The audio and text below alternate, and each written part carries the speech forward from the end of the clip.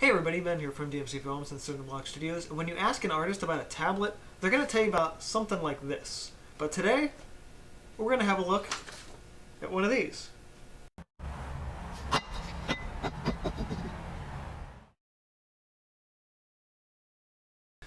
So if you haven't already been able to guess, this is a Microsoft Surface Pro 3. And you might be thinking, wait, didn't the 4 just come out? Why didn't you get the 4? Well, we'll get to that. First though, I want to talk about my impressions of this device, my experience with it as a traditional artist, why I bought it in particular, and if this is something that you should get for yourself. So right out of the box, I believe my first impression and literally first sentence I thought was, this thing is classy as Cursing aside, however, the overall design of this thing is really nice. And, you know, I've never been a person for tablets in general. I thought they've just been toys and everything like that. It's just a big toy and I don't want it. And I never want it. And I still kind of don't want it, but the necessity has now risen to the occasion. I've kind of picked up iPads, smartphones, and this thing feels better than all of them. But in terms of first impressions overall, I'm really impressed with this thing.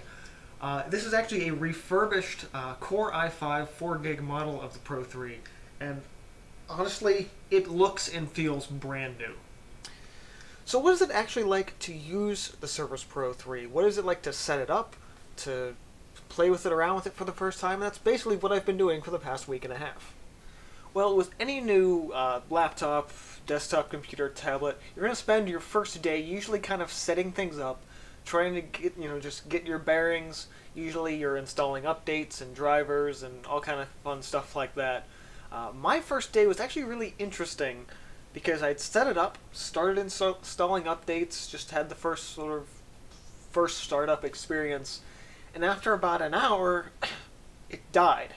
Now, I don't necessarily mean that the tablet itself died. What happened is that they had shipped me one with a bad power supply.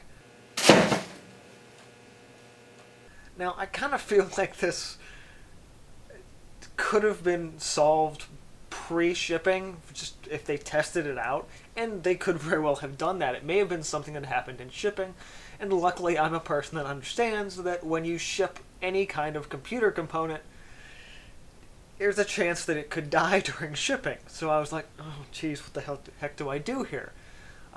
One thing that some people might do is just return the entire device and just get a new one from there. But I did a little bit of poking around on Microsoft's website, and I ended up getting into an instant message conversation with one of the representatives. After about a little 20-minute messages back and forth, they basically said, sorry to hear that this happened. We will send you out a brand new power supply free of charge. And I'm like, hell, can't beat that. So after about, I think it was 3 or 4 days for the power supply to actually show up, got it in, plugged it in, started charging back up, and then from there I could go ahead and install all of the updates, which in total took about like 6 hours, which probably is not a great gauge for this because I have really slow, terrible internet. And so a good bit of that is just download time. It probably could have been cut in half if my internet speed was a little bit faster. That said, though, the experience from Windows 8.1, which is much flack as it gets, and as much flack as I personally give it, on the tablet experience, it wasn't too bad, actually. 10 as well, once everything got upgraded, it feels really good, both as a tablet and as sort of a laptop-esque device. So what is it like to really use this thing? Well, in a lot of ways it feels a lot like a tablet or smartphone, and it has a really nice responsive touchscreen. In a lot of ways it also feels like a notebook because it has a type cover. And honestly, I highly recommend getting a type cover. If you don't, you're really missing out the experience of this device. The installed apps and the ones you can get for free are very lightweight and extremely intuitive. So you're really not going to have any problem with just picking something up and just trying it for the first time, and you're not really going to struggle to learn how to use it. I also found it to be super useful for showcasing my artwork. I actually took it with me to a show back on Sunday, and all I had to do was open it up, and I was just sort of flipping through pictures of my paintings. They were big enough for people to see and not like cramming and looking on a smartphone. You could see the detail of each individual picture, and it was a really quick and easy way to show my work. Plus, I think I actually impressed a few people just with how nice the tablet actually is. Another big reason why I got this was so I can start accepting credit cards and streamline payments for my artwork and any prints that I sell when I'm out and about at shows. I went and grabbed the PayPal Here app. I already have a PayPal account, so this is really useful. And you can also order a free credit card swiper, which works in a very similar, if not almost exactly identical way to the Square card swiper you can get for iOS devices. The PayPal Here app is actually really useful in that you can build an inventory and then select items from that inventory, total it up, and then do one single swipe for that single transaction. I think this is going to be super useful, especially in the upcoming year for a lot of the great stuff and shows that I have planned.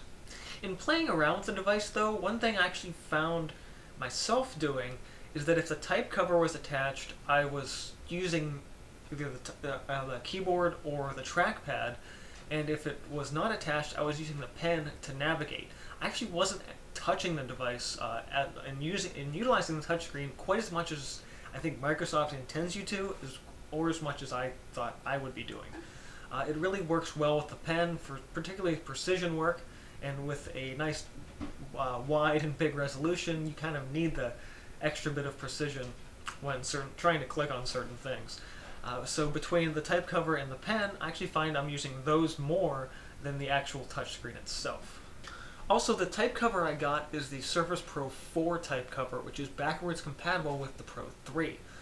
From what I've heard about previous type covers for the Surface line, though, they're not that good. And from what I can experience with the Pro 4 type cover, honestly, if you get this, I would not recommend anything less than the Pro 4 type cover. So while the type cover's nice and the device is nice, you might be wondering, what about the pen? What is the drawing experience like on the Pro 3? So I was pretty much ready to go for drawing. I was like, oh yeah, I've got my version of Photoshop, which is a little bit older, but shouldn't have been an issue. Installed it, and it was an issue. My older version of Photoshop Elements 10 is not compatible with the Surface Pen. I was able to draw, but I wasn't getting any pressure sensitivity, even though my tablet settings were on. So I was like, okay, this is a setback. What do I do? I have to find some other drawing program to work with on this device. One thing I could do is get a subscription to Photoshop Creative Cloud, but honestly, I'm really not ready to dish out $20 a month pretty much forever. And it's really not a good value for me to be putting in money to a monthly subscription on a device that I'm maybe only using once a month. So I had a bit of a crisis. How exactly and what program do I find and install to use on this device? One option I thought of was Krita. Now, Krita is a really good digital painting software if you have a desktop or a powerful laptop. Krita utilizes a GPU or graphics card for the most part, as well as a nice high-powered processor. However, with the Surface Pro, what I found is that my i5, which only turbos to about 2.5 gigahertz, as well as my lower 4 gigs of RAM, and Krita just completely throttled the system. I felt a lot of heat coming up from the upper right-hand corner, where I'm guessing the processor sits, and just using the integrated graphics and everything like that was really causing the program to lag. And as good of a program as Krita is, it is very resource heavy, and so I'm like, okay, still gotta find something else. Now, one of the other programs that I installed was Autodesk Sketchbook. Now, this is a free download. You can also get the Pro version, which I think has a subscription model as well as a perpetual one-time buy model as well, which is really good. But the basic Sketchbook Express, as the older version on my desktop is, as well as just the Sketchbook Lite or Essentials, or I don't know what it is. But the basic version of Autodesk Sketchbook, which is free, I installed that, and it's a really good program for sketching. It's really good for getting basic line work down, but it's not as good for heavy painting. So I'm still at an impasse. I still haven't found the painting program. Sketchbook's really good. It runs fantastically well on the Pro tablet, but I still needed something a little more powerful. One good piece of software that was actually pre-installed was Microsoft's Fresh Paint. Now, the overall concept behind this is, I think it's supposed to be more playful, but it's actually a really decent piece of software. You can do a lot of intricate things you're not playing with layers, but you're playing with color in ways that are actually really surprising for such a lightweight program. Okay, so Fresh Paint is good, and it will work in a pinch, but I still need something stronger. That's when I remembered Coral Painter Essentials. Now, Essentials 5, I went and got the 30-day demo for, and I love this program. It's similar in some ways to Photoshop Elements in that it gives you some basic painting tools and things to use for image editing. One thing that makes Coral Painter so much different than Photoshop, though, is Photoshop has sort of a layer on top of layer way of sort of just building up color. Coral Painter actually kind of feels like paint. You put down a color and your brush continues to pull the color around, which sounds a little weird at first, and I could admit it kind of was. It was a little disconcerting, but especially coming from Photoshop, but it's such an interesting way to work, and it's exactly what I was looking for this tablet. I mean, I wasn't exactly looking for something to do any kind of heavy work, but if I was out and about and I'm like, this is a really awesome sunset, I want to be able to capture this. Oh look, I've got my tablet. I was going to say, okay, I need something to get this sky down. And Painter Essentials does that perfectly. I actually made this quick little field and big puffy cloud sketch. I feel like it's okay. I mean, it only took me about 10 minutes to do, but also that only took me 10 minutes to do, and it was so fast and seamless in Painter Essentials that once my 30-day trial is up, I'm probably going to go ahead and buy this thing. It's going to run me about $50 US, and for that price, that's pretty reasonable. Okay, so outside of software, let's talk about the pen itself. Now, I'm currently using the pen that it came with it, the Pro 3 pen. However, the Pro 4 pen is backwards compatible, and I'm going to consider upgrading to that probably in about 6 months or so. The difference is the Pro 3 pen has something like 250 something levels of pressure sensitivity, and the Pro 4 pen has something like, I think it's 1024, which is much better. The pen itself, though, is not that bad. It doesn't really feel like I'm losing very much in terms of pressure sensitivity, because honestly, I don't have that many more advanced needs with it. Maybe if I was doing some heavier stuff in Photoshop, but really, it gets the job done for, you know, a quick on-the-go sketch. One thing I did find odd, though, well, I knew this ahead of time, is that it comes with a battery, but it's not a AAA battery, it's a quadruple A battery. I've never seen one of those. I hope they sell them in the store regularly, because I'm like, what the hell uses a quad A battery? Another thing to keep in mind if you're planning on doing some major drawing on a surface is that it's a glass topped tablet. It has, I'm guessing, Gorilla Glass on it, and it gives you, it protects the screen. It's really good for that. But when you're drawing on it, it's smooth. I mean, it's smooth and it's slick. I started digital art on a Wacom Graphire 4, and this has a plasticky surface. This is rougher than the Pro 3. It honestly feels like you're drawing on butter, which sounds weird, and you're gonna feel like, I don't know if that'll work. But honestly, you start drawing, and you're focused on the drawing. You're not focused on the surface of the tablet itself. However, I am a bit curious how the new nibs for the Pro 4 pen would work on the surface as well. One more reason that might be worth upgrading to the new pen next year. Okay, time for the big question I'm sure everyone's kind of thinking of in their head right now. Is this device a replacement or an alternative to the Cintiq or the Cintiq Companion? 1, no. 2, I haven't used a Cintiq Companion, so I'm not entirely sure. The concept behind this thing is really, really great, but I don't know if I'd call it a replacement for something a little more higher end, like something from Wacom.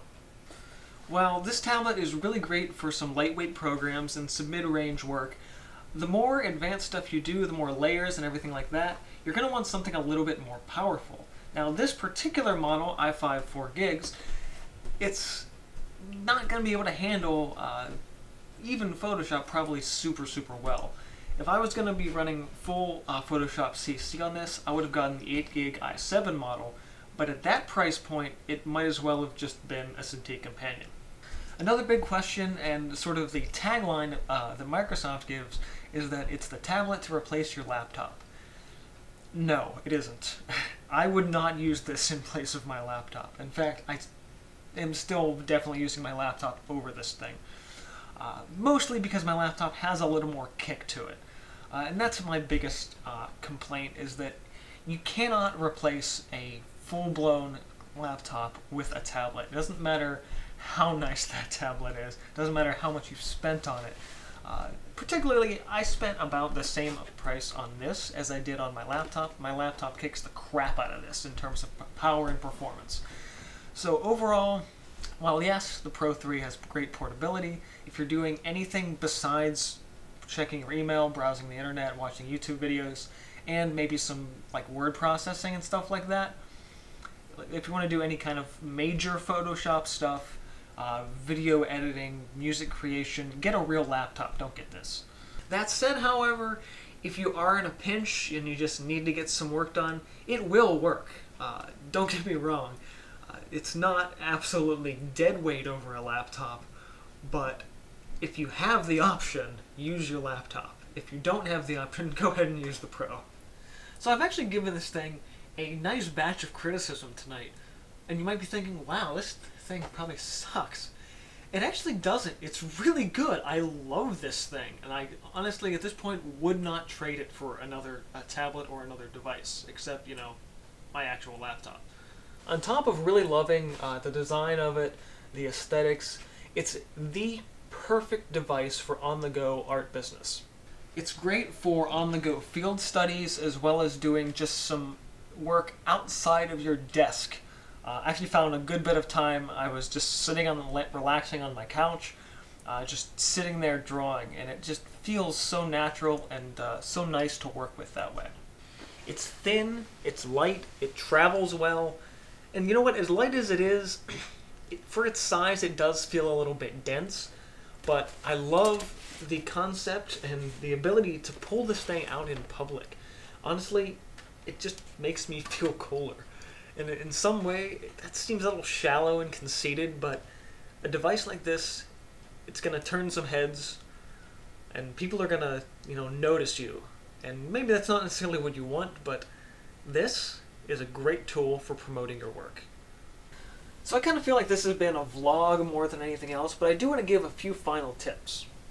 One, this tablet, device, laptop replacement, whatever you want to call it, it's not for everyone.